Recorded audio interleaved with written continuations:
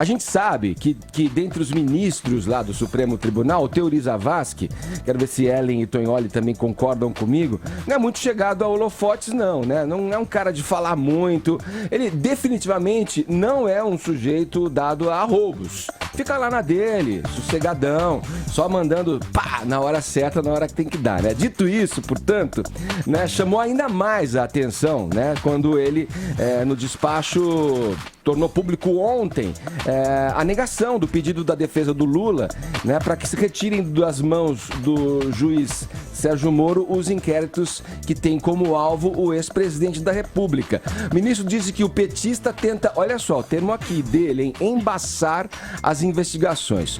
O Teori deu uma subida no tom, né, Tonholi? Hein? O que você concorda? Eu acho que ele tá cumprindo a regra. E é uma explicação, vamos colocar, primeira coisa, apesar de eu achar que a única forma de passar o país a limpo seja a Lava Jato e o apoio incondicional à Lava Jato, porque se roubou tanto nesse país, de todos os partidos, que a judicialização da política é a única saída para a gente, a Lava Jato cometeu um erro que deu um pano para manga para advogados. Foi quando a Lava Jato grampeou o escritório do advogado do Lula, o Roberto Teixeira, e do Cristiano Zanin Martins, outro advogado, que é genro do Dr. Roberto Teixeira, ao colocar na lista dos grampos, obviamente os legais, o escritório do Roberto Teixeira como sendo o telefone do escritório do Instituto Lula. E aí, isso feriu a prerrogativa dos advogados, né? O Estatuto do Advogado, que é de 94, aliás, foi feito por um outro advogado do Lula, José Roberto Batóquio, coloca as prerrogativas, isso foi uma bola fora. Mas, agora vamos falar real. O que está acontecendo que o Teori fala de embaraçar o jogo, etc.? Você tem 3 inquéritos contra o Lula que estão na 13ª vara do juiz Sérgio Moro. Esses inquéritos apuram o seguinte: as palestras que ele ganhou da Odebrecht, 200 mil por palestra, o triplex no Guarujá e o sítio em Atibaia, Lula em estado de sítio. Isso está na mão do Moro. O que está no STF, nas mãos dos ministros, sobretudo Teori, é o Lula acusado de organização criminosa nas investigações do Petrolão. Agora vamos explicar calmamente. Os advogados do Lula, que recorreram às Nações Unidas e blá blá blá, dizem o seguinte: o Moro não deveria ter esses 3 casos que se referem às palestras, o apartamento e o sítio. Esses casos deveriam ir para o Teori. E o Teori falou: não, está certo ficar nas mãos do Moro. Só cabe ficar no STF a acusação de organização criminosa porque ela envolve figuras que tinham prerrogativa de fórum, eram políticos e tem que estar no STF.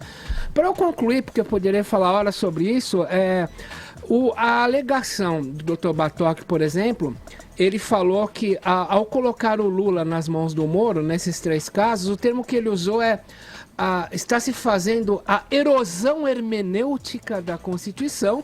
Ele usa um termo que o Vaticano gosta de usar muito, o Dr. Batóquio, que ele fala que a República de Curitiba quer legislar urbi et orbi, ou seja, da cidade para o mundo.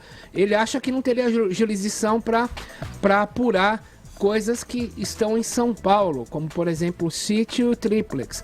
Mas o Teori falou: não estão embaralhando o jogo, tá certo ficar nas mãos do Moro, mas só fica no STF a acusação de que Lula está envolvido em organização criminosa, porque aí você tem outros elementos sob o governo dele, de Dilma, que tem prerrogativa de foro ou foro privilegiado, portanto, fica nas mãos do STF. Além dessa negativa dele com relação ao caso do ex-presidente Lula, Ellen, você viu que teve uma outra negativa dele com relação ao pedido da defesa da ex-presidente Dilma Rousseff de anular o impeachment. Eu fico aqui pensando, como é impossível imaginar um recuo nesse caso, o que de fato queria, o que desejava a defesa quando faz um pedido desse ao ministro do Supremo?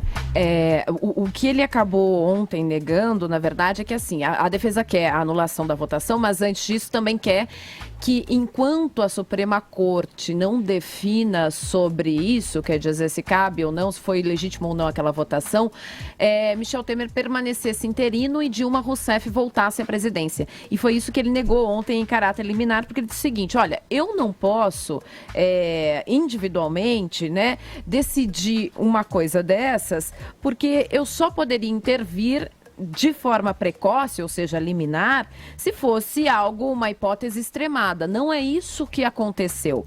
Mais do que isso, ele já vai dando uma teoria que pode nos sinalizar aí os rumos dele em relação à relatoria desse processo, que é o seguinte, ele disse, olha, crimes de responsabilidade têm extrato essencialmente político. Ou seja, o entendimento dele é que toda essa votação tem aí um viés essencialmente político.